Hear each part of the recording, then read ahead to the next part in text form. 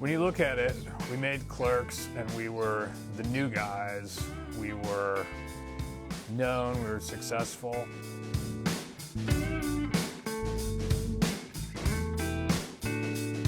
So after Clerks came out and did well commercially and critically, Universal wanted us to make a movie there.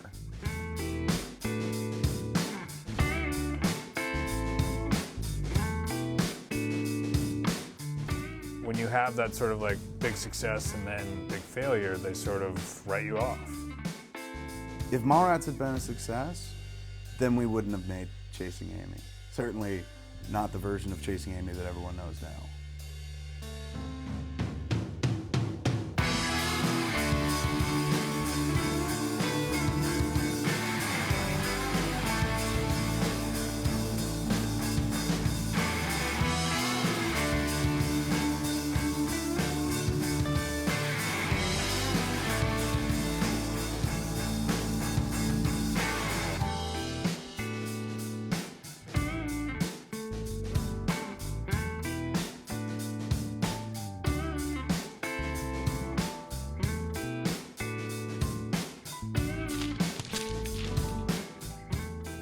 I guess it's tough to figure out exactly where and how Chasing Amy was kind of first conceived, so to speak.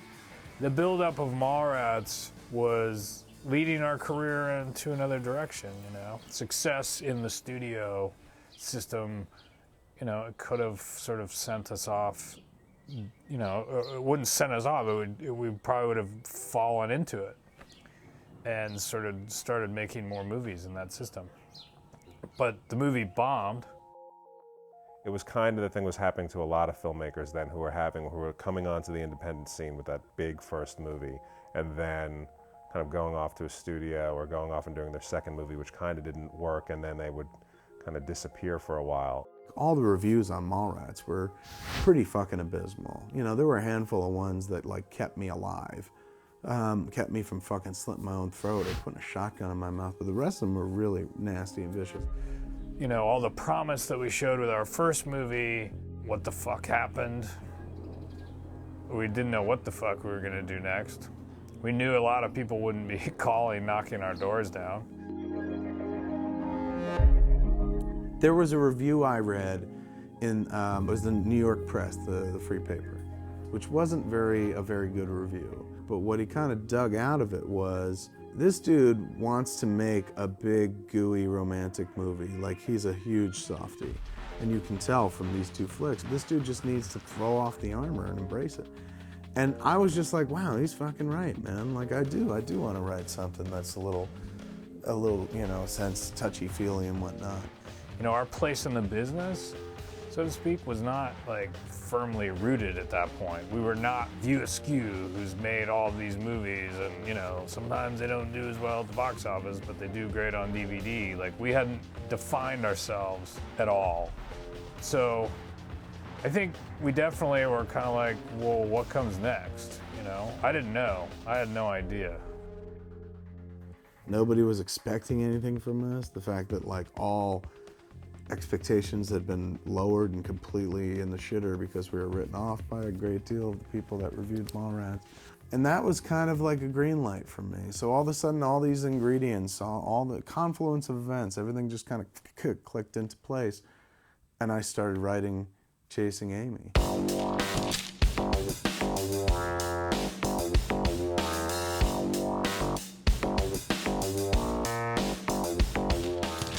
The sort of very loose premise or idea of guy falls in love with lesbian was, I guess, sort of taken from my huge crush on Guinevere Turner, who had made Go Fish.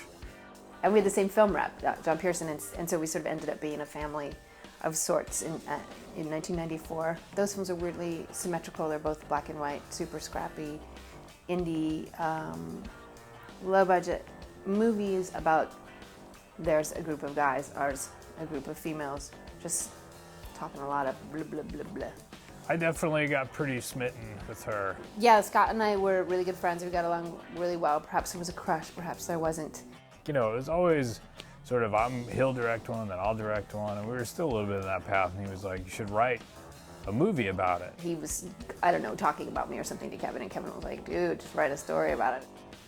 There was no real story. It was just like my life was literally like a poster tagline. Kevin was like, well, that's kind of an interesting idea. You know, a straight guy falls in love with a lesbian. It was sort of the synopsis or the one-liner. Boy falls in love with a lesbian. So I always say about Chasing Amy, it's sort of like the first half of the movie, the character is based on me, and then the second half it's based on Joey. So it's Frankendyke.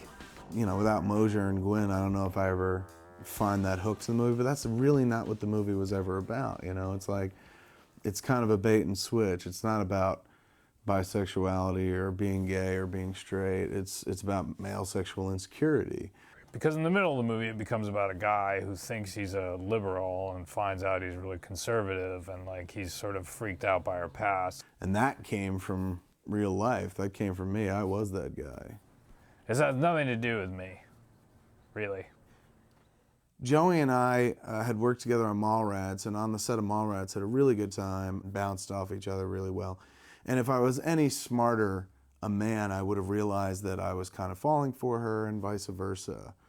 Our mutual friend, Malcolm Ingram, a friend of mine who's directed some movies, back then Malcolm worked at Film Threat magazine. So Malcolm's like, I'm gonna go interview Joey, and she's shooting on the Universal lot, and that's where we had been cutting Mallrats and whatnot. He's just like, you wanna come up and see her with me? And I was like, yeah, why not? I mean, we're on the lot anyway. So we're trying to figure out where Malcolm's gonna conduct his interview with Joey, and Malcolm suggests Vegas. He's like, you know what we should do? You know, we should get a car, and we should all just drive to Vegas, man. Do the interview in the car and fucking go to Vegas and gamble, man. Because that's the kind of cat Malcolm is. But I was like, I've never been to Vegas. And she goes, oh my God, you got to do it. This will be fun. We'll do the interview there. And when we're done, you and I, Kevin, we can get married. My recollection of it is that he asked me to marry him on the set of Biodome. And it completely freaked me out. But it just sounded like it sounded like a good idea. Like, my God, why don't we get married, man? Great way to start a marriage that would be. And I went out with like all the people from Biodome, the producer and director, and we had sort of started to become friends, and was telling them I was a little freaked out. But it did kind of kickstart this courtship that led to Joey and I dating. So I was in post on Mallrats, and Joey and I started dating.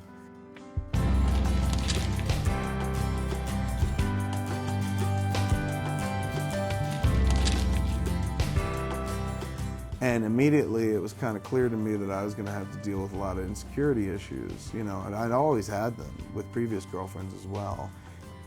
When that scene in Clerks where Dante's like, how many dicks did you suck? I'm 37? Going to class. Oh my God. 37. My girlfriend sucked 37 dicks. In a row? Like many males around my age at that time in Jersey, and I think it was probably the same all over the world. Not all dudes are like this, but some dudes get real fucking like uptight, you know, and they're always badgering their ladies. Like, what was it like, man? What was it like when those dudes fucked you? Do you remember what it was like? Do you think about that when we fuck? You know, shit like, he's just making girls' lives miserable. You know, because I mean, I think it has been talked about that like some of Chasing Amy is sort of loosely based on what Kevin and I were going through as a couple. It was shocking for me, a culture shock for me, when, you know, Joey opened up her closet of memories and was like, well, try this on. I was like, ah! You know, our fights weren't about like specifically what it wasn't like I was nicknamed Finger Cuffs in high school and was a lesbian or any of that. It was more just like, you know, I'd lived in Bali, you know, I had lived in New Orleans, I had, you know, dated a lot of people, and, you know, and he felt like he had just been in New Jersey and sort of isolated. Yeah, I was already kind of that dude who was not sexually repressed, but definitely not sexually mature enough to deal with the fact that, like, hey man, some people have more experience than you, and will always have more experience than you. And to me, my point of view was, it's so amazing that you were able to become who you are, not having felt the need to go experiment and sort of find yourself. You know, he was able to find himself at home. And to me, that was, you know, more incredible than someone that's sort of lost and searching for things. But he, you know, he could never understand that. But I remember at one point, he was going, I guess his ex-girlfriend had invited him to go to a wedding with him or something in New Jersey. And he came and he told me about it, and I was like, oh, great. And he got so mad at me for not being jealous, for not being bummed out or upset. And it was, you know, I just couldn't figure it, you know, it's just such a mystery to me. I just could never figure it out. All this stuff, naturally, the genesis for Chasing Amy.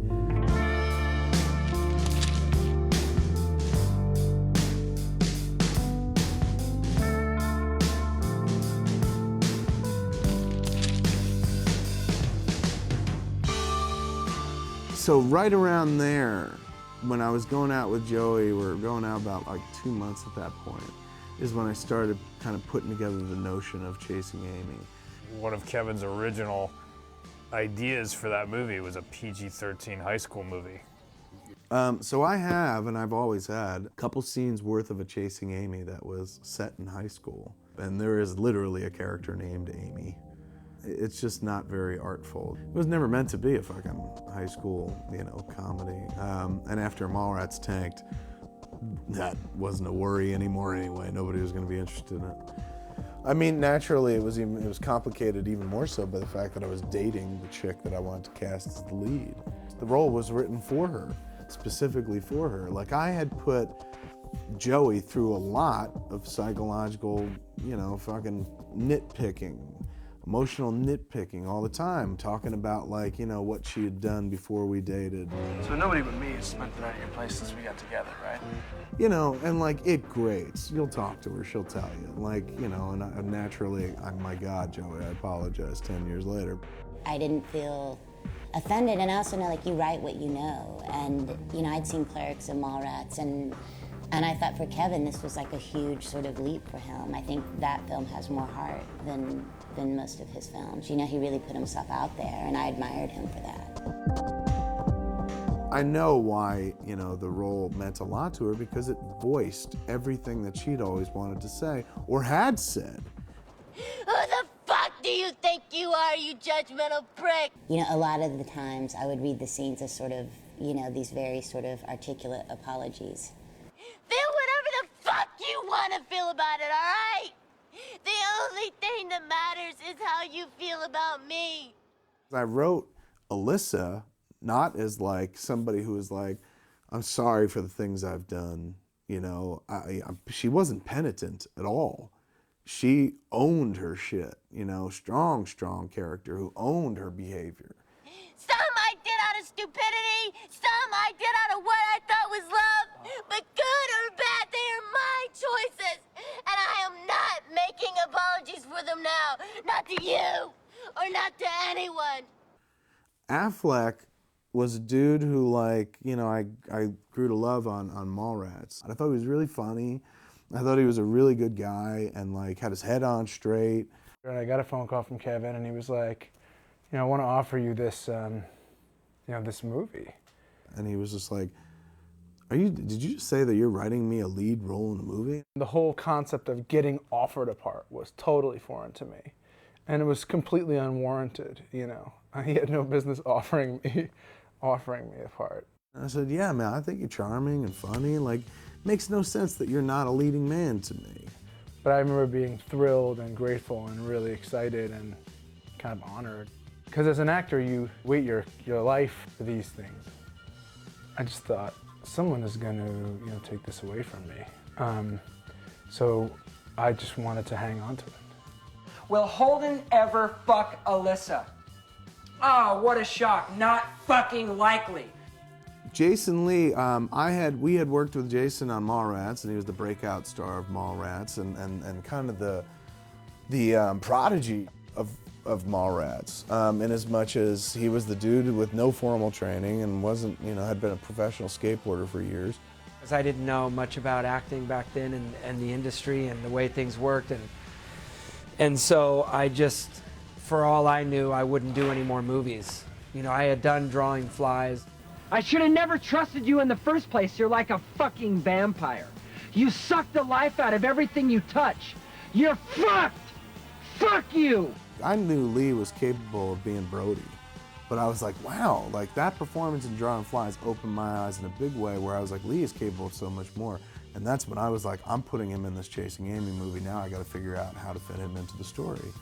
You know, to have done the Drawing Flies and I've been placed to kind of break in a little bit, but I was still relatively the wide-eyed new kid. Banky exists because of Jason Lee's performance in Drawing Flies. I was just really happy to be a part of another movie with Kevin, and so I kind of just, whatever you want me to do, let's do it. Sometimes I used to look at Mallrats as a $6 million casting session for Chasing Amy. Like, you know, Mallrats had to happen in order for us to get to Chasing Amy and make it the way it needed to be made.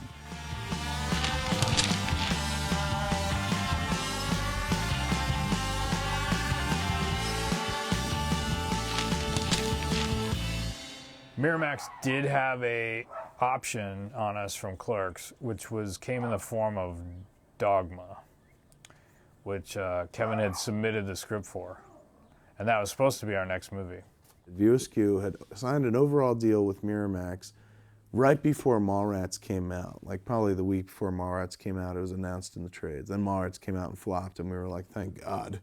Kevin had the script for Dogma, which was incredibly ambitious, that he really wanted to do.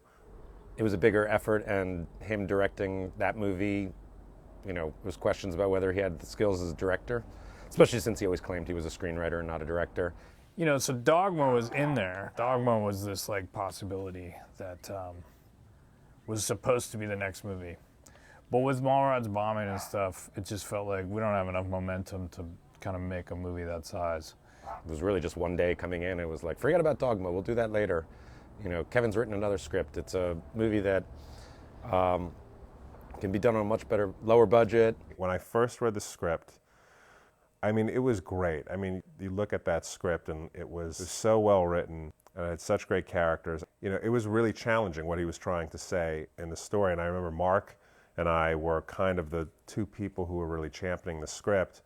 And it didn't really get a good response for all the reasons that you could imagine. People thought it was that people would never get past, you know, the threesome scene at the end, and it really met with not a great reaction, which was kind of the great thing about the company at the time anyways, is it didn't mean anything and people could always express their opinions, and that didn't mean that a movie wasn't going to get made. At that point, we started talking about budgets and stuff like that, because you still have to submit, you know, you submit the script to the studio, but you also submit budgets and schedules. And we based it on Mallrats. We were like, Mallrats, they said, we made it for $6 million. They said we couldn't do it for less than $6 million. We felt like we could have. And if we had, it wouldn't have lost money at that time. It's since made its money back. But I was just like, let's do it for, let's say $3 million for this movie. Like, that sounds cheap, right? So I kind of created a budget. Like I might as well have written it on like a fucking beer coaster. Like, money, spend, movie. And then there were casting issues that happened along the way. And Merrill Poster, who was working at Miramax at the time, was just like, you guys are crazy. Are you serious? Like, you're really proposing that we give you $3 million to make this movie with 3 of your friends? They said no to the proposal, basically. They said, based on these elements, like, we were not going to make a movie for that much money. Which basically had a lot to do with cast. He wanted to cast David Schwimmer, Drew Barrymore, and Jon Stewart were the 3 people that he wanted to cast in the movie. Not like I have anything against those 3 people, but I didn't write it with those people in mind. I wrote it with these people in mind.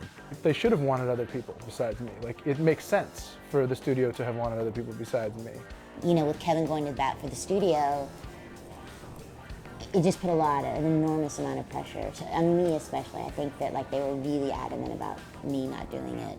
I also think part of it wasn't like the subject matter was like hugely commercial. Miramax wasn't trying to do what everybody else in Hollywood was doing, but you know, there was still you know, an eye towards trying to do stuff that would find find a place in the market. And I think that people just felt like audiences wouldn't stick with that subject matter, that it was not something that they wanted to see.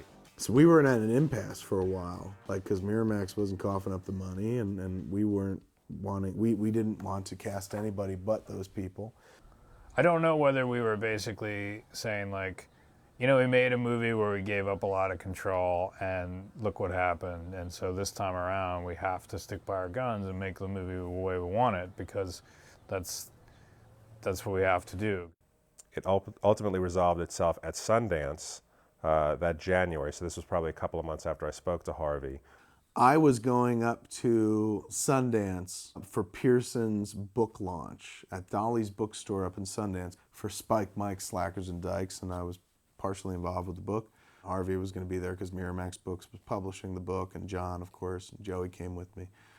So while we were there, Harvey said, let's sit down and talk about Chasing Amy. And Harvey starts talking about the movie. He's like, what are we going to do here? He's like, I can't give you $3 million to make a movie with a bunch of nobodies. I said, look, I get what you're saying, and you're right, but I believe in this cast, and I wrote it for these people. I said, so what I'm here to propose to you is this. You give me $200,000, I will go off and make the movie. For Harvey to do it at that point with a cast that he didn't know, that was as far as he was willing to go. Like, I remember I called Mosier, and I said, I got the money. He goes, get out of here. I said, I did, dude. I met with Harvey, and I talked to him, and I asked for the budget, and he gave it to me. In fact, he gave me more. And he goes, that is awesome, dude, man. How'd you do it? How'd you get him to agree to like the $1.3 million? I thought he cared about the cast. You know, I said, well, $1.3 million? No. I said, I asked for $200,000. Fuck that. I was just like, didn't want to go near it.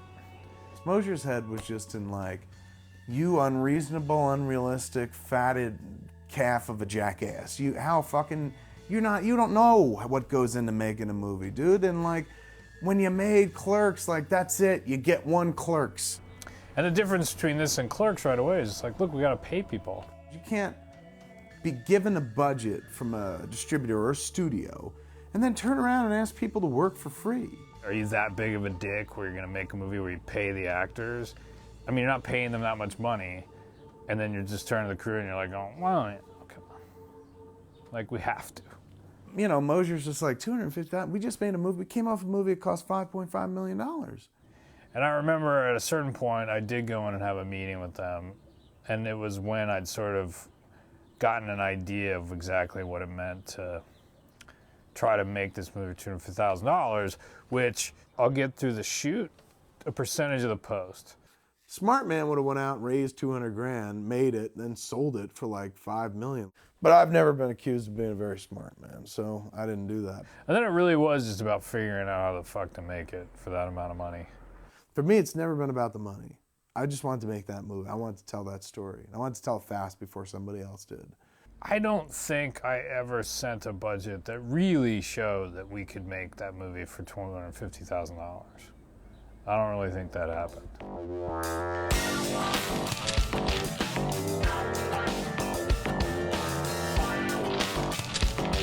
Shooting down in Red Bank, which is where we shot the whole movie, which is where we're from. Like, once we got into it, we realized, like, well, hey, we got to put everybody up.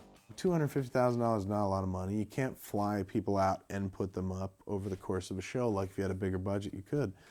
So we rented a house. Myself, my wife at the time, some of the crew guys were staying in the basement.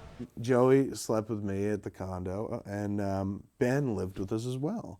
Yeah, I mean, if I were to go now and do a movie and live in the conditions that I lived in then doing Chasing Amy, I would feel like, you know, I would have to go on a hunger strike.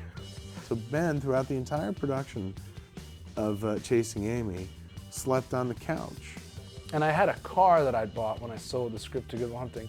I seriously considered moving into the way back of my car and just leaving it running all night before global warming. I wouldn't do that shit now. At Kevin's house, it was Kevin and Joey and Ben and you know, Bob Hawke and Mosier myself. And that's just sort of like, it's a very sort of circus gypsy mentality, and you either are into that or you're not.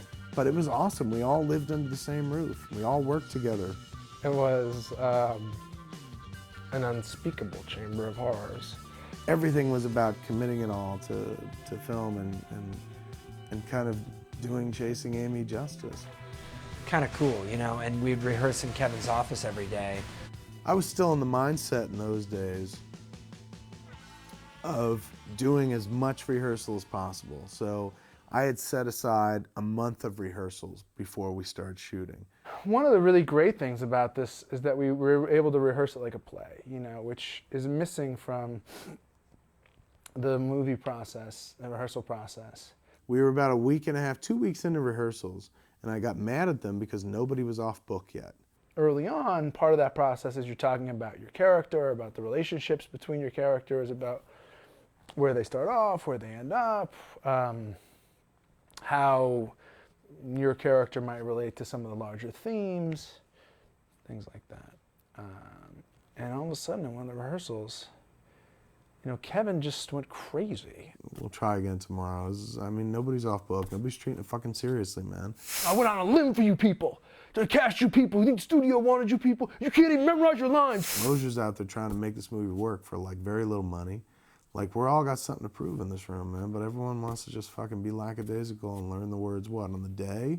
That was, to him, that was just the thing, and we just didn't have it, and he just went fucking bananas on us. They all took it seriously, man, you know, because I never get like that. I think he just viewed preparedness as memorization. And Affleck went to the Dublin house and sat there and memorized every line of the fucking script that night. It wasn't like, you know, we turned down other movies, you know, for this thing. And I thought that was nice that he actually took it to heart. Same thing, Jason came in the next day completely off book and whatnot. My biggest job was to, again, like with Mallrats, get through all that fucking dialogue, man. Kevin writes it, doesn't he? Jesus Christ. I think we would have memorized it anyway, you know. We do the whole script from top to bottom like twice a day. He wanted a well-oiled machine and just get in there, do each scene a few takes. It took us 20 days and we were done. I think we all knew as well that we needed it because we were going to shoot the movie so fast, and we were shooting in locations we didn't have, you know, permits to shoot at, and and we knew there wasn't going to be a lot of takes. And Kevin's dialogue is so, you know, massive.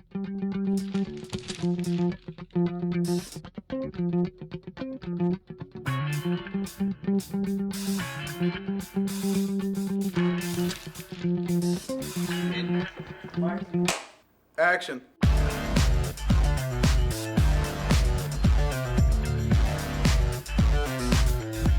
What's a new man? Bitch, you almost made me laugh.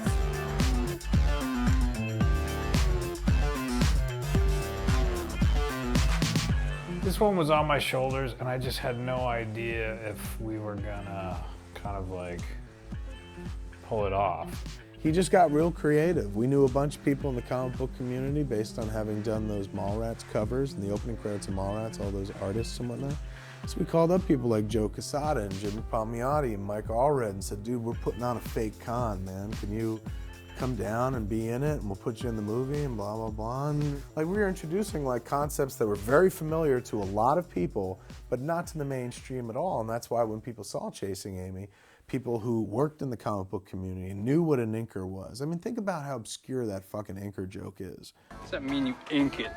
Well, it means that Holden draws the pictures in pencil, and then he gives it to me to go over in ink.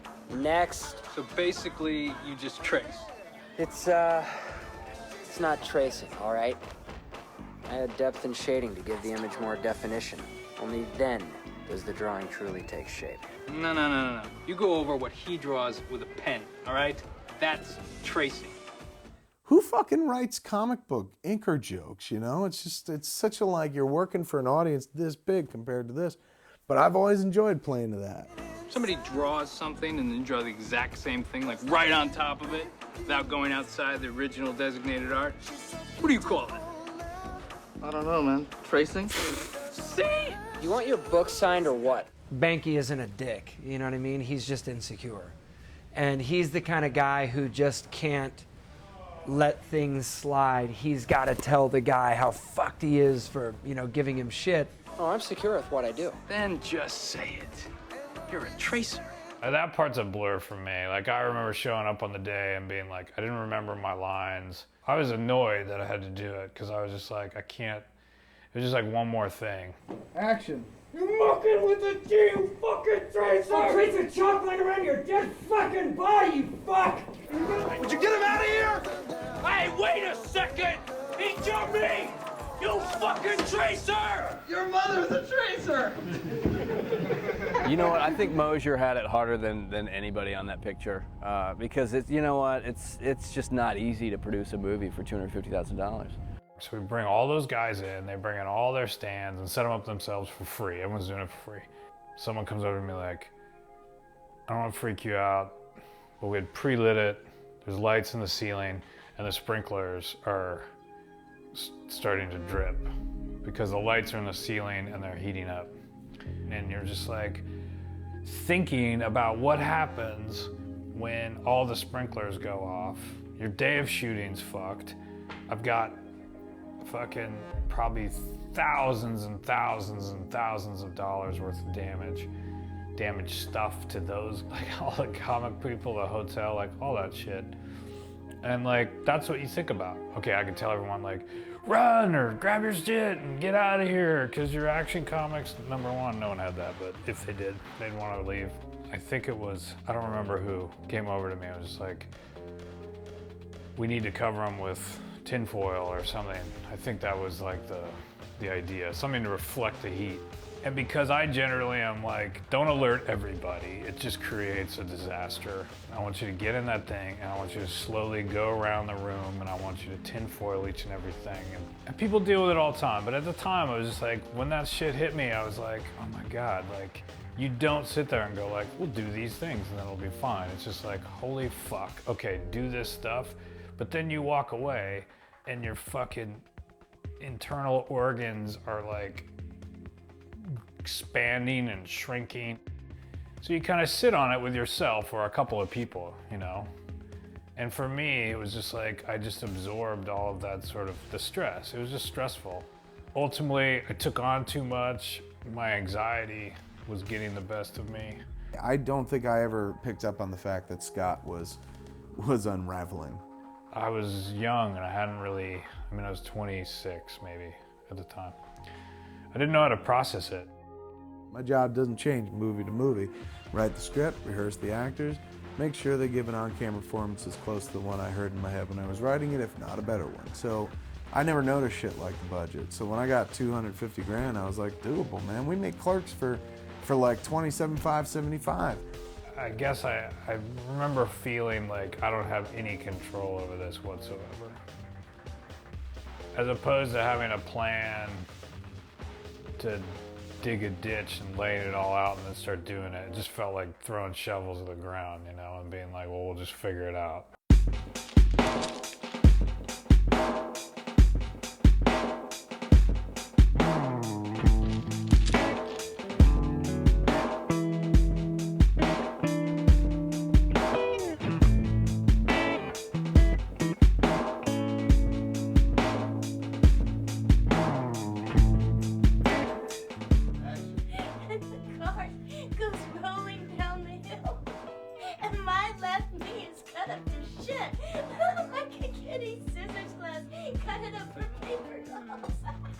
There are scenes in the movie that were very informed by that period of my life where suddenly I knew a lot of gay people.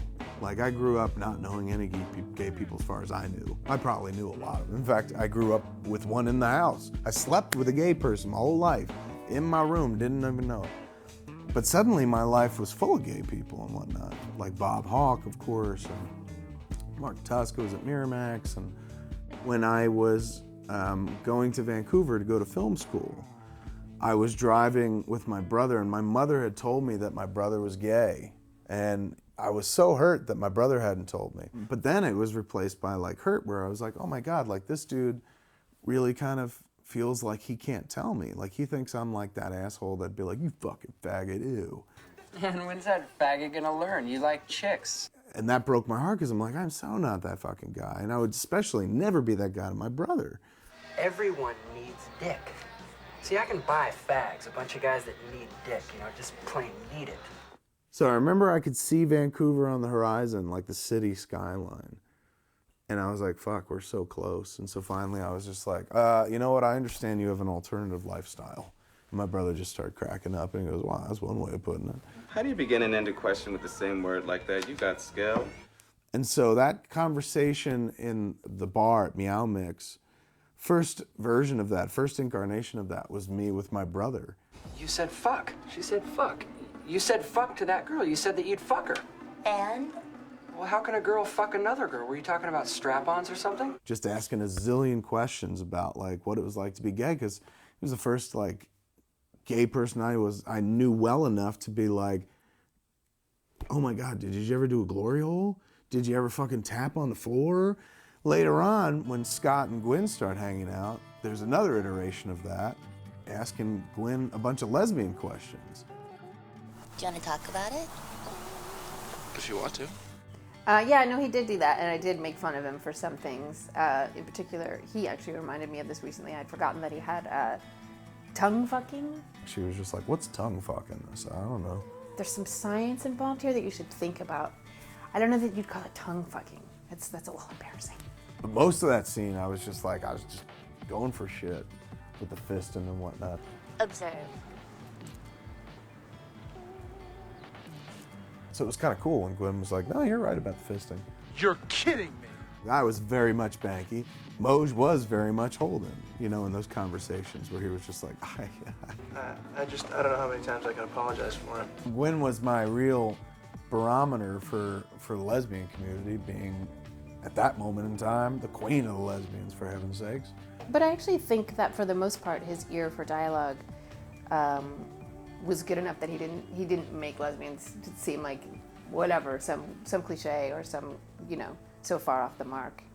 I haven't liked a man in a long time, and it's not because I'm a man hater or something like that. It's just been some time since I've been exposed to a man that didn't immediately live into a stereotype of some sort. And I want you to feel comfortable with me. I was worried that actually being in the film was going to get me into hot water with my friends, but I mean, as it was already, people were like, oh, you're friends with Kevin Smith, like he made that movie Clerks, like, there's so many things in that that are offensive to women and blah blah blah. I'm just like, whatever. But then once he crossed into lesbian territory, I was kind of like, well, I'm still friends with Kevin Smith, but I know a lot of lesbians are not going to be happy with this. In addition to having been like the person who pushed Kevin Smith into distribution of Miramax, I was also, I guess, for lack of a better term, the resident fag in the acquisitions department. So there was extra curiosity about my take on, whether Chasing Amy was going to be perceived as offensive by lesbians or general uproar it could cause in that community. Another one bites the dust. Well, there was a part of me that kind of defended the flip side of the argument, which is it's a straight guy falling in love with a gay girl. It's shot from the perspective of exactly that. So it's less, my speaking for, how gay people are going to receive the movie. It was more, I ended up, oddly enough, defending the opposite position, which was, well, Kevin knows that turf better than I do. The other guy who's hugely instrumental in Chasing Amy, the development of Chasing Amy, was Bob Hawke. Bob Hawke was the guy who'd found Clerks back in like '93 at the IFFM, and he encouraged us to go and apply to Sundance, and Bob was our guardian angel. I was associate producer of Chasing Amy. That's my screen credit. I also get thanked at the end for washing all the dishes. The day after Joey and I first had sex, the night we finally got together, day after, I get a phone call from Bob Hawke, who's an emotional wreck, and he's in a real bad way. I was in LA for a short period of time. I didn't live in LA for very long. You gotta get out of LA. Why don't you come to Jersey and live with us, man? Like, come live out in a condo. Just get out of LA for a while. And I wanted to be close to New York, but I didn't want to move right back into New York City. So Kevin offered me a haven. And, you know, I meant, like, come live with us for a little bit. Bob literally moved in with me and lived with me for 2 years, which I was totally cool with. I loved Bob. And since I was living with him, and since I am a consultant to independent filmmakers, I consult on scripts and cuts of film. I remember when the first draft of Amy literally came out of the printer, I watched the pages come out and I read it. And Bob would be my go-to guy, where I'd write pages and hit him with it, because it was, you know, the gay content, and because I was getting touchy-feely as well. I needed somebody who could kind of look at it objectively and also look at it subjectively as a gay man. Well, this does not accurately reflect gay sensibility. Well, of course, I thought he did a beautiful job. He was a fantastic Brahmin. I remember Bob is the first person I talked to about the end scene. Let's talk about the relationship of Banky and Holden. He'd read everything up until that point, and he was just like, what are you going to do? Like, where are you taking it? It was a page turner, and it kept surprising me. I thought I knew what kind of a film it was. And I said, do you really want to know? And he said, yeah, if you want to tell me. I said, I do want to tell you just because I'm worried that it's ridiculous. And I told Bob what it was, which is what it is in the movie. And Bob was just like, oh my God, that's so brave, that's bold. Really? Do that, write that. Here Kevin was in the early mid-90s doing a bromance, way ahead of his time. Now everybody's doing a bromance. I don't know if it's the first or anything like that, but it definitely, this movie recognizes that there's very powerful love between, you know, men that can be engender jealousy, and that is, that, you know, means a lot to us. I think that Kevin was the originator and founder of the bromances of our time. I mean, bromances have existed before the past decade, but in slightly different form. But, you know, Clerks was that as well. Kevin was kind of, in a way, pioneering, at least in American film or any film I can think of. You know, when kind of reviewing some of the lesbian jokes one by one and whether, you know, what could be considered offensive and otherwise, I mean, he just stopped me in the middle of it and said, Mark, this isn't a movie about lesbians. It's more about this homosexual subtext of best male friendship. And so when he said that, I was kind of like, you know, it shed a new light on the piece and actually made me feel like, well, that's really much more progressive. There was a real sensitivity toward that kind of thing. And it was interesting in some blogs and chat rooms and everything, you know, there were all these things about, well, is Banky really gay or is he bi? What? That's not important. It isn't about the sexuality. Banky loves Holden, and Holden loves Banky. And it's about love. And that's one of the wonderful things about Chasing Amy.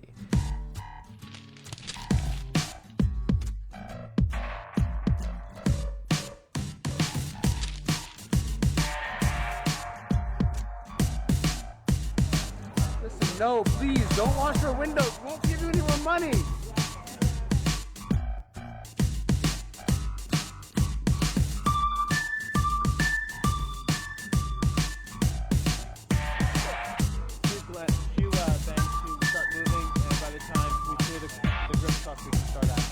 I think my favorite scene to shoot was that driving scene in the rain, just because it turned out really well. And like I said, it was just kind of a happy accident that with our limited resources, it turned out as you know, good as it did. Send your men up. You know, it's a complex rig. Things like these. You know. So we're gonna wedge it up and then we'll go. Big rig, we're gonna wedge it up and then we're gonna go. Right now we're tied down. Who's moving? We built a rain rig on top of the car that would shoot, you know, it would spray the water out in front of the car, and so when Ben drove the car, it brought it back onto the windshield, and we armed some lights out to cross light the two of them, and we just drove. And I still think that shot looks really good. You better hope it doesn't get out to the girl nation. You needed a man to help you hang a picture. No. You're going to hang it in your house. I don't think I knew this at the time, but I'm lucky in retrospect that I let some of the writing just carry the momentum. You love me. I love you. And not in a friendly way. Although I think we're great friends. And not in a misplaced affection, puppy dog way. Although I'm sure that's what you'll call it. I love you. Very, very simple. Very truly. You are the epitome of everything I have ever looked for in another human being. I think the smartest thing as an actor to do is to just kind of service it and let it be what it is and not try to do too much to it or around it or get too fancy or make, put yourself out there too much. And I know that you think of me as just a friend, and crossing that line is the furthest thing from an option you would ever consider, but I had to say it. The rain sequence that is directly after that, it looks okay, but they walk so far and we didn't really have the resources to light properly, how far they went. But you're gonna hitch to New York? Yep. Aren't you at least gonna comment? Here's my comment. Fuck you. Why? That was so unfair. You know how unfair that was. What, it's unfair that I'm in love with you? No, it's unfortunate that you're in love with me. It's unfair you felt the fucking need to unburden your soul about it. We also didn't have enough rain towers. So at the end of their walk where they have, their big fight and Ben turns around, there wasn't enough rain and there wasn't enough backlight on the rain, so there's a big consistency change in the rain. And whenever you're dealing with rain, it's kind of a pain in the ass and everything's a little more time consuming. But again, it was such a good scene. You just, as an actor, you're so happy to be, it's so rare that you have the opportunity to really feel like you're losing yourself in a scene. I think a lot of people have said that kind of thing before to someone in a relationship. I know I've, I had said something similar before, and so I had my associations about what it meant to me, and that's, sort of what I used. And by the time we got there, I had built it up so much that I was just sort of ready to dive in. I didn't want to do a lot of waiting around or trying it a bunch of times. I thought it's gonna just be at its best, going after it. I didn't think we'd get that many takes. I won't go too fast. You don't need to go on anything except I'll start slow. I'll just be like, and then.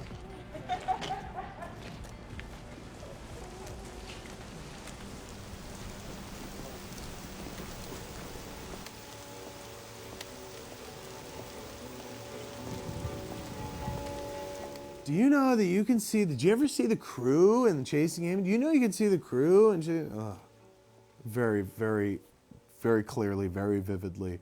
You could see the crew in one of the shots, reflected in the windows on Mechanic Street as, Holden's walking back to his car in the rain. And fuck, if I've heard that once, I swear to Christ, I've heard it at least 10,000 times over the course of my life. In the rain scene where you see my jeans and the focus puller and the, Pete holding the rain cover over me, it didn't slip by us. I knew it was there, and I said it was there when we shot it. It's just that the take that Kevin liked the most, or the take that he used, is the one where you actually see us. There are other takes where it's not there. At the end of the day, we could have used a take where he didn't see the crew, but I thought his performance, and subsequently hers, because it was one long take, were really good. That's where I liked the performances best, so we wound up using the takes.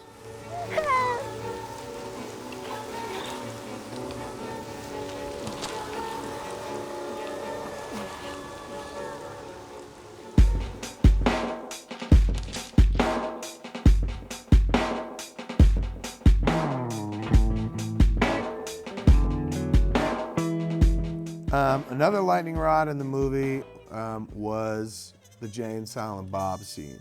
Smells like someone shitting a cereal. Nuge.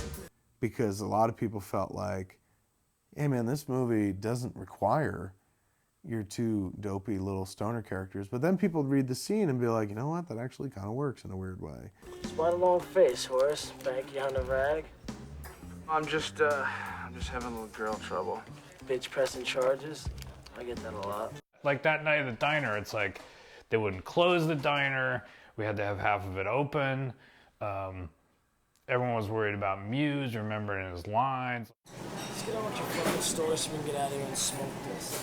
I do remember that. I remember him telling everybody before I got in there that he told everybody to, you know, be patient, to be patient with me because he thought that I would be flubbing my lines. What do you look so shocked for? Fat bastard does this all the time. He thinks just because you don't say anything, it'll have some huge impact. Go back. What do you look so shocked for? What do you look so shocked? Wait. What do you look so... That they'd have to sit there and do a bunch of takes to get all my dialogue out. Sort of relating the Muse of Mallrats. And so once they got there, it was the Muse of Chasing Amy, and he like ripped it up, and Kevin was the one that kept fucking up. Kevin had, you know, give us a hard time about memorizing our stuff. And I think Kevin sort of put the jinx on himself a little bit. And then about 4 months in, 4 months down the road, the idiot gear kicks. Wait a sec. Say your line. Big time in love, you know what I'm saying? Just, fuck, Peg, what is it? And what I didn't get, what I didn't realize was that... All right, say, fucking A. Fucking A. No, idiot. It was a mistake. Fuck, cut. Fuck. And for the most part, it was all Smith flubbing his lines, not remembering the Amy story.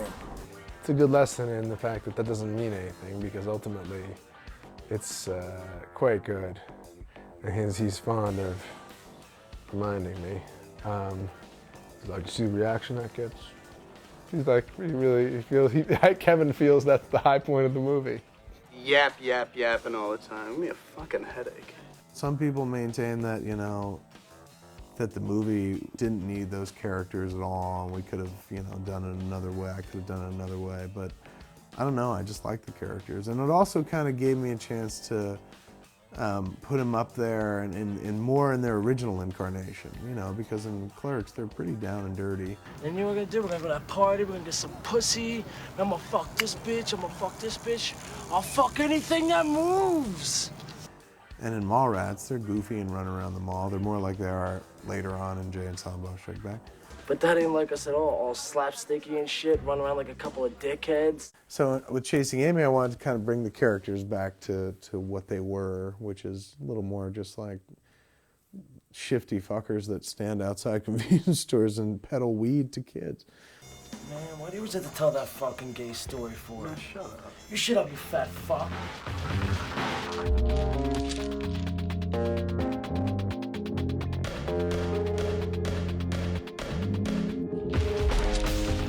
I've never gotten into a fight with Scott or Dave while we've been making a movie or anything like that. But there was a moment with fucking Dave where I was just like, what the fuck, dude?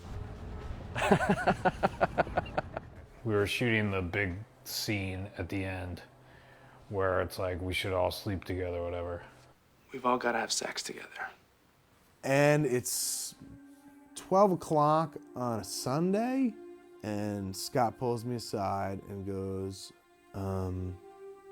we only have 4 cans of film. Of course it happened on the day of the most important scene of the movie. It's not gonna happen on another day. I said, well, go get more. He's like, it's Sunday, it's closed. So how the fuck did this happen? And he's like, let's figure out how it happened. It's like, okay, we still don't have any fucking film. We're doing the fucking big scene, the big fucking, I can't shoot this scene in 4 cans of film. He's like, I know, it's a mistake. I don't know what to tell you, I'm sorry. Like, why dedicate the resources to figuring that out? You dedicate the resources to getting fucking film. I was like, Dave, it's not gonna fucking work, sorry, it's not gonna, you know, and then everyone composed themselves. At that point in the movie, I was definitely just like, I just want to get through this. So what we did instead was we just shot exactly what we needed, and it was a real turn on the camera, go until you fuck up, turn off the camera, go back 1 line, turn on the camera, start again from that 1 line forward before the fuck up. And that's how we did that whole fucking scene. The most important sequence in the movie was done so sparingly and so stop-start so as not to be believed, and the scene has real fucking power. Alyssa, with you, I won't feel too inadequate or conservative anymore because I'll have done something on a par with all of your experience. And it'll be with you. which will make it that much more powerful. And Becky, you can take that leap that everyone else but you sees you should take. I remember going to see Bomb in Gilead in New York, you know, on stage, and seeing with a bunch of actors, and remember how, you know, all these actors were vying to play the gay parts. What a cool demonstration of acting that is. That's a way of showing that you're a good actor. And then I got to the scene and I was like, wow, this is not easy. It looks like an actor, you know, and I could say, oh, well, you know, the character, well, he's not really this, and I could make those excuses, but it's not the way I want to do it. I pulled up short. Just wasn't, it was the level of commitment that I think I could have definitely have improved on. You're not going anywhere, Tiger. And because we like did a couple of them, we moved on. So I think I suffered for the 4 cans of film because I did not do the Bomb in Gilead job that I wanted to do. But he kisses me, so it's cool. It's fine. It's all on him, you know. Doing this won't help you forget about the things you're hung up on. It'll create more. No, it won't. I've thought about all that. Yes, it will. So we had been doing the scene all day, and then when we got to my close-up, I had done the scene so many times, and I couldn't get there emotionally. Suddenly with this movie, we were dealing with touchy-feely stuff, and I felt like, you know what, as uncomfortable as it may make me feel, I gotta talk about it. Because, you know, and it makes me uncomfortable, because you don't want to be like, in this scene, you're feeling this way, and you don't want the actor looking at you like, are you fucking crazy? It just sounds stupid when you say it out loud. You want direction. You want to be told what to do because you want to feel like your job is to go into the scene and be present in that scene and not be thinking about really the scene after the scene before. It's like, I just need to be present and real and honest in this moment. And you want to feel like the director knows the whole scope of the thing, and so they're going to like sort of adjust your performance so that, you know, you don't blow your wad in this scene because they know you're going to blow your wad in that scene. And if you blow it now, it's not going to have any meaning when you do it later. And so you want to sort of feel like you're in someone's hands. I feel like I did her a disservice, man, and particularly in one moment of the movie, and I remember she fought me on it too, and she was right ultimately. Whether she's sitting on the couch and Holden's about to propose the 3-way, and she goes, "Please don't say it."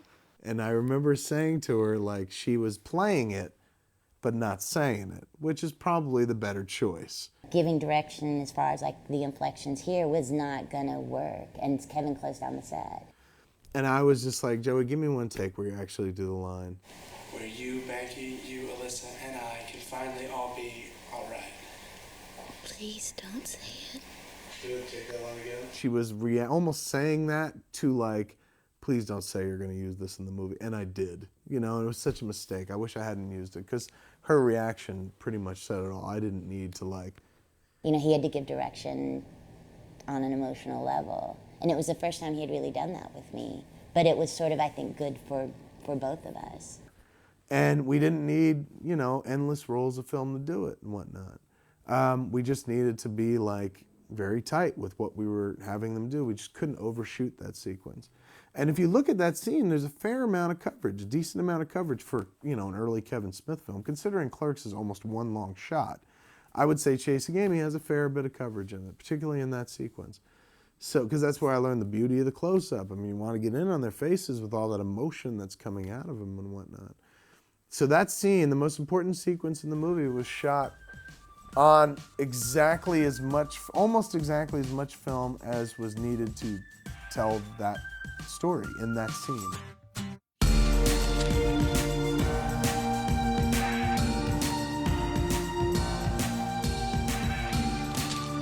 The editorial process in that movie is kind of a blur at this point, but what I do remember is we went up to New York to a rented Avid suite. We had always cut film. So during prep, I would go up on the weekends and learn how to use the Avid. And I didn't know how to use it whatsoever. I started cutting first, and then over time, I started showing him how to use it. Then I just kind of took over from that point.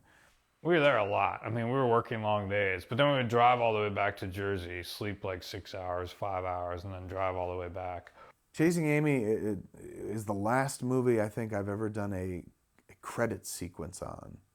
Some credit house did that credit sequence. So we gave him the existing artwork we'd had for the movie, and he just turned it into this wonderful little montage, and Dave Pirner's music under it was like just fantastic. I forget which one came first. I think they created the credit sequence, and then I turned it over to Pirner, and then Pirner came up with what he called Tuba Wonderful. And I remember going like, why Tuba Wonderful? And he's like, it's a line in the movie, dude. Doesn't this tube of wonderful have a name? I was like, wow, I was so glad, because I was about to be, this is a stupid name, Dave. But turns out it was a very good name. Ooh, Yanni. We were able to go through it all, and in 9 days have a finished movie. That's what we showed. That's what we screened at Tribeca for John and Meryl and Harvey and all the Miramax people. Harvey cried. He loved the movie. I think he kind of felt it was a return to, giving a voice to, a generation that didn't really have one in movies. And I think that's what he connected with when he saw the movie again. Somewhere in there, it got submitted to Sundance. Kevin had had all this great success when Clerks was acquired at Sundance. And so the idea was always, let's return to the place. And especially because they had went off and made Mallrats, which was seen by a lot of the critics as well as the audiences, but especially the critics who had felt like they had discovered Kevin and Scott with that movie. And then they went off to Hollywood and made a kind of more of a mainstream dick and fart joke movie that let's go back to the place where it all started. Let's go back and it was kind of, let's do one for us. Sundance likes to bring back alumni, but they like to bring them back if they have a film that they want to show. Just because you had a film in Sundance before does not mean you're going to have your next film in Sundance.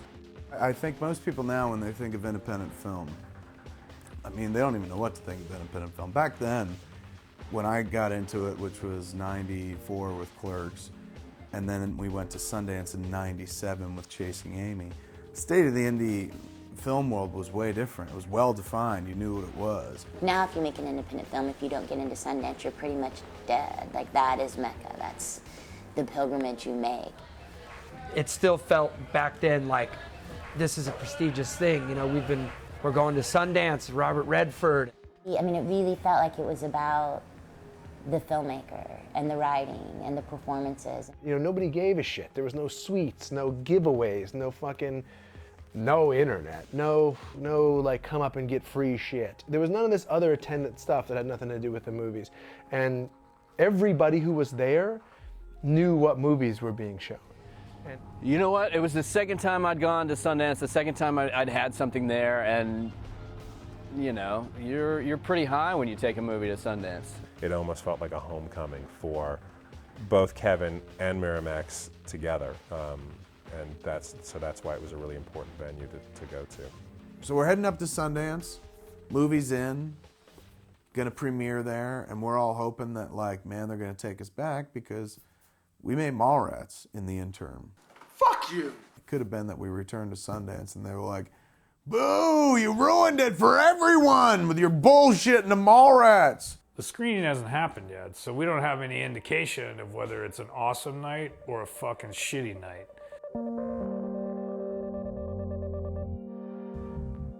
We have this screening and it's packed. We're watching it for an audience with the first time, which is always a different experience. Everybody I care about on the planet at that point in my life, John Pearson, Mark Tusk, John Gordon, Harvey Weinstein, Bob Hawke, Amy Taubman, everyone was at that screening, packed screening. We needed this movie to work in a big way. We needed it to be the triumphant return. Movie plays. Because the audience just really responded to the characters, they really responded to the humor. The comedy's playing really well. And the drama's quiet and we're not used to it. I remember thinking to myself, they're all gonna walk out. We're gonna get to that scene in the apartment and the audience is gonna just walk for the doors. And it was quiet, it was amazing, because they were laughing throughout the entire movie, they were totally into it, and then it was that having all this anticipation, heart starts racing, and you're just so so worried that at that moment, you know, the movie's going to work or it's going to be a total disaster. I had never even been at a screening of a movie that I was in.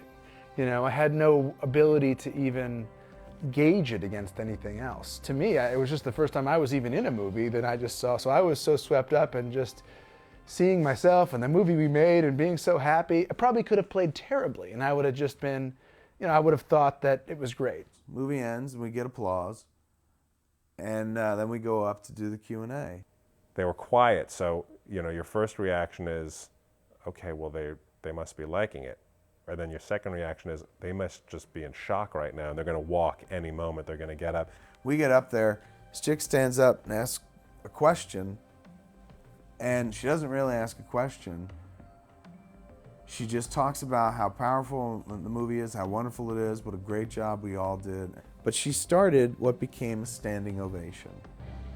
And all of a sudden, we're at Sundance, and we were getting a standing ovation for our movie. It was just the best feeling. I can't even, like, having had a lot of premieres and stuff since, I can't say there's one that's anything that's exceeded that in terms of, I don't know, euphoria. That fueled me for a while. At that moment, man, I was just like, we are back. I felt like, you know, I had made it, you know, I felt like I was successful in the movie business, and it was just the best feeling in the world. That was the apex, the zenith of Sundance, 97 for us. The nadir would be next.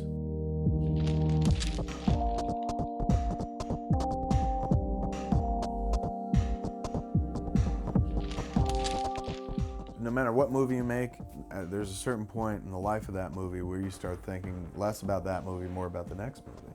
You know, we're trying to get Dogma going, which we've been trying to get it going for a while. Everyone involved in this was going to be involved in that. You know, Ben was going to be playing Bartleby. That was another reason to push, a reason to memorize my lines. Jason Lee was going to be playing Loki, and Joey was going to be playing Bethany. Once we had met, had rewritten the lead role based sort of on me. We were in the relationship, and Joey was like, you can't say that, Kevin, unless you mean it. Like, I can give you this opportunity to take it back, because that's a whole, there's our relationship and there's me and my job, and like, don't get my hopes up if it's not gonna happen. I was like, it's my movie, of course it's gonna happen. Yes, I'm writing the lead for you. Just as Mallrats was kind of a very expensive casting call for Chasing Amy, we kind of thought Chasing Amy was a very inexpensive dress rehearsal for Dogma. You know what? I'd actually read the script for Dogma, I think, before I read Chasing Amy, because I loved that script, and I was, you know, excited to make that fucking movie. So me and Moj go up to the Stein Eriksen Lodge, up through the snow and shit, to the top of the mountain, Park City. Talk to Harvey about Dogma.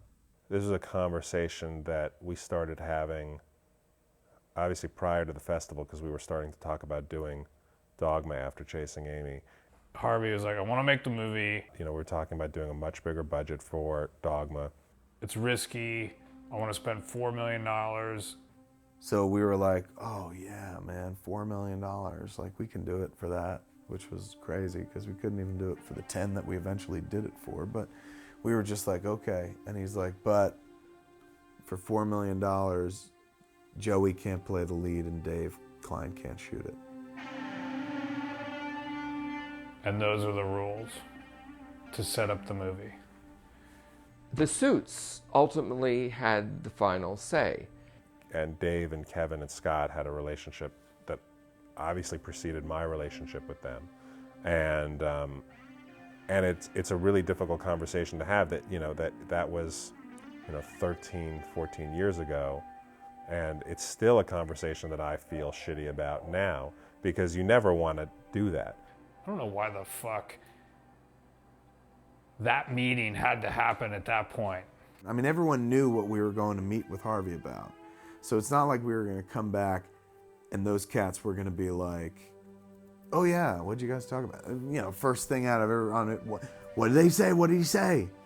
So on the night of the happy screening, Kevin and I had to go all the way back down the hill. This death march down the hill from the Stein Eriksen back to the condo that we're sharing with the two people we've been sent to stab not only in the back, but right in the heart a couple thousand times. And he had to go tell Joey that, like, this is what's happening. You can't be the lead. And I had to go tell Dave, like, you know, after meeting in film school, after shooting 3 movies together, or one of the only ways we're going to be able to make this movie is they're not going to let you shoot it. Nobody likes to hear that their 2 best friends in the world are going to go off and make a big movie without them. You know, it was the hardest thing I'd ever dealt with up to that point in my life. And I had to go tell my girlfriend that I wanted to make that movie so bad that I agreed to make it without her as the lead. You know, looking back on it, I don't, and I obviously don't remember. I'm sure I blocked it out, but it's just sort of like it is what it is. And at the time, it felt like the end of the world. And then 6 months later, our relationship was over. When Dogma was a big movie, they're not going to let some 24-year-old kid shoot it. Looking back on it, probably the best fucking thing that ever happened to me. Because, you know, I was kept out by Miramax for 10 years. And so I went out and I fucking worked, you know. I had to kind of learn my craft. And that's what I did for those 10 years. But it definitely caused a rift for me, Scott, and Kevin, which I think kind of really put me in the position for the first time, because it was the first major disagreement that we had of feeling it was an us and them situation, where it was Kevin and Scott definitely looked at me as them. Kevin wanted to get that movie out there, and Chasing Amy hadn't come out and been a success yet. So because of what had happened on Mallrats, I think that he was a little more eager to make a deal. Maybe if that deal would have been made after Chasing Amy was a success, maybe things would have turned out a little differently. I don't know. I don't think any of us ever really recovered from that blow at Sundance, you know. And naturally, like, Moj and I made out better in as much as we got to go on and make the movie. But don't think we didn't fucking carry a shit ton of survivor's guilt with us the whole time.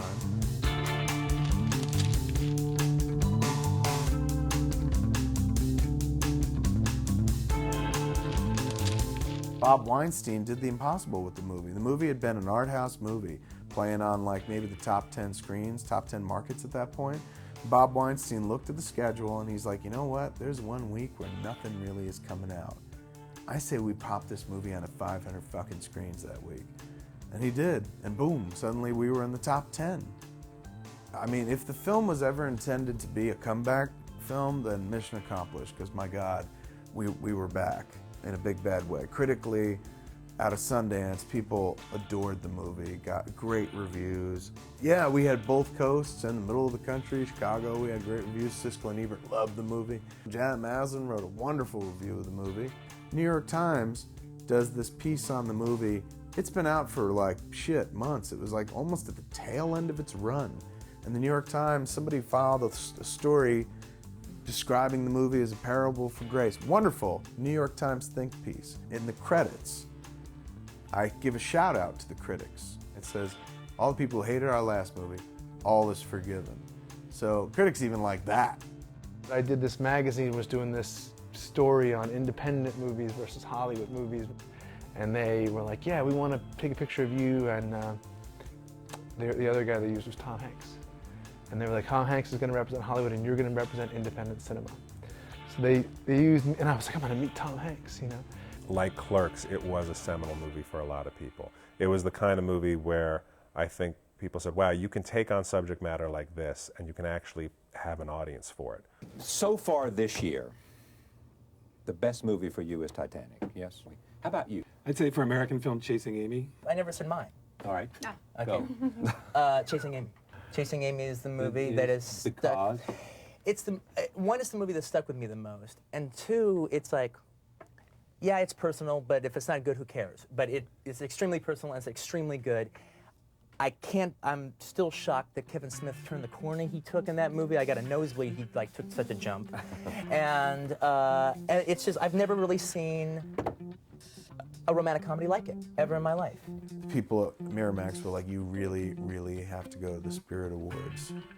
And I was like, oh. And at that point, I knew somebody in the movie was winning something. So I assumed since Jason Lee was there that it was going to be Jason Lee. He thought it was funny because I was so unbelievably nervous. God, I've never done this before. Whoa.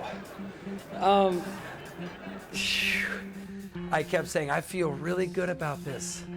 I feel really good about this. Gosh, everybody, I just really feel good about this. I really appreciate this so much. Kevin gave me a bunch of shit for that. You know, it was just awkward and just, you know. And then I won for Best Screenplay for Chasing Amy.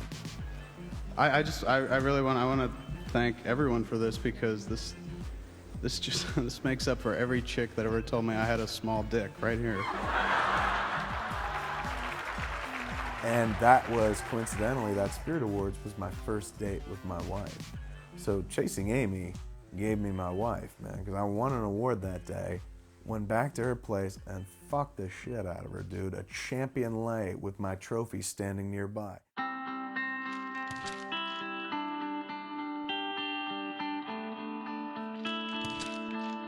What was so wonderful about Chasing Amy for me was that it was therapy.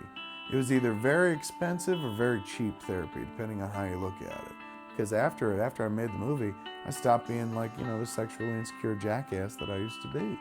Suddenly I was just like, oh, I get it. The lesson's right there on the page. Clerks got our foot in the door. Chasing Amy really gave us careers, to me. It really gave us careers. Chasing Amy was always a good calling card because people love that movie. You know, so it got me a lot of interviews, and it got me my first agent. But whether or not you were ever in the same situation as those characters were, you could understand completely what they were going through. And I think it's because of that honesty is what makes the movie kind of endure. And it's just a great thing to be this many years later and to still talk to people, and people to say how much they love that movie or that they watched it again recently is, you know, it makes you really proud to be associated with that movie in any way, shape, or form. As much as I can, I thank Kevin whenever I do interviews and whatnot.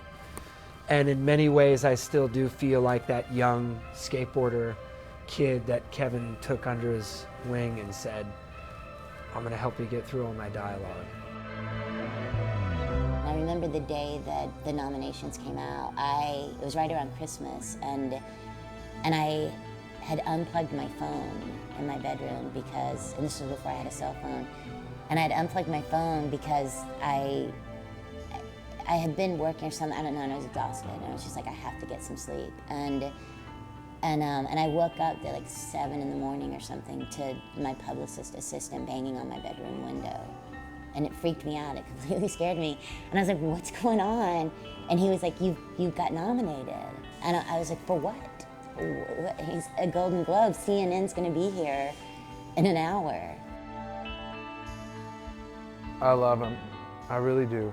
And I would be at a different place in life without him.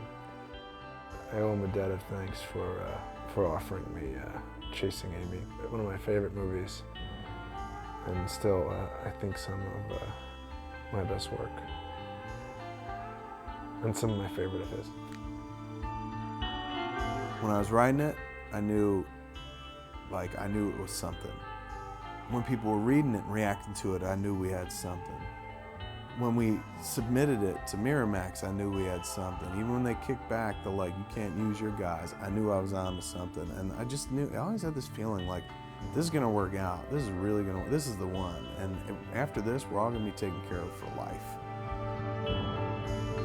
One morning after a shoot, before we all went to bed, Kevin and Ben and I were in the living room. And Kevin asked me, Bob, do you think this will be a great film? And I said, I don't think that's the point. People throw around great too much, and some reviews refer to a film as an instant classic, which is kind of an oxymoron. The point is, will Chasing Amy endure? I think one can say about Chasing Amy, it's not a great film.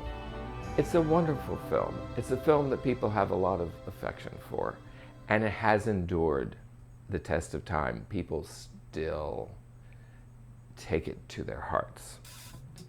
I mean, some people do.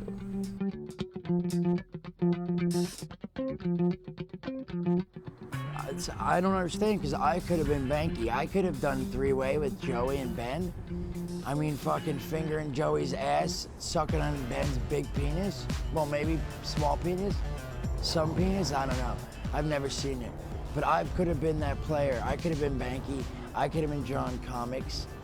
All right, I could have been the guy who got jealous because my friend was dating someone.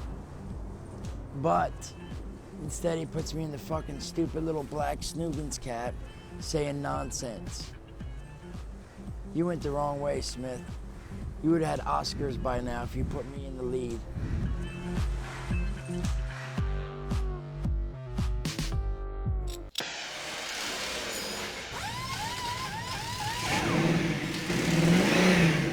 I want to fucking speak. I'm tired of being quiet. Do this anymore, fuck.